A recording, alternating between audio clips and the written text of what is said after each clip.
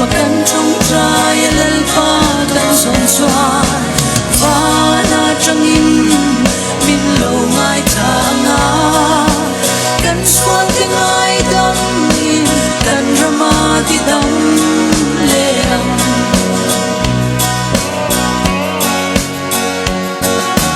lal pa ring in thil cha tila rin op naum ze lang che lal pai xua minh lam chung zelin thu khoi rot le ri ru in ngai to min Krista minh pu tu chua in ngai to ma kan trong trai lal pa kan son xua va na chang in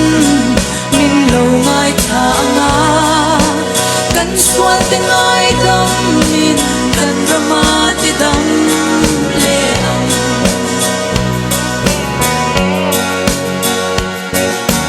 ro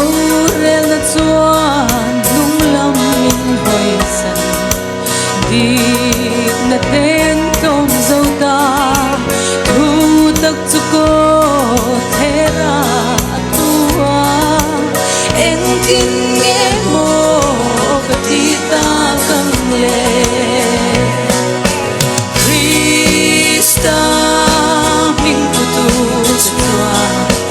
in ngai to mà cần trong trai lal pa cần son xoa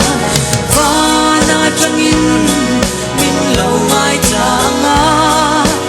cần xoa tiếng ai đắm in cần drama thì đắm lệ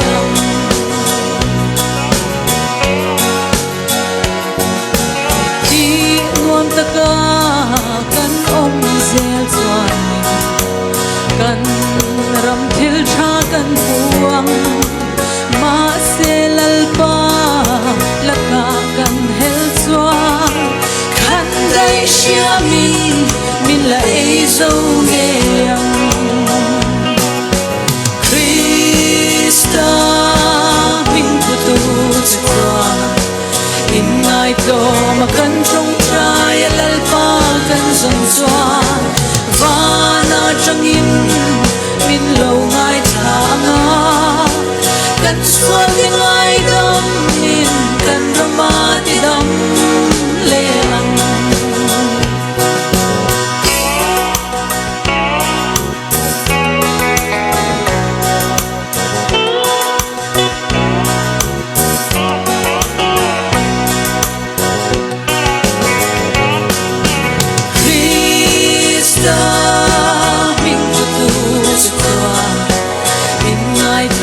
mà cần trong trai lal pa cần son xoa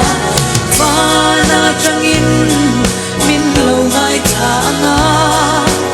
cần xoan tiếng ai đắm in cần drama thì đắm lệ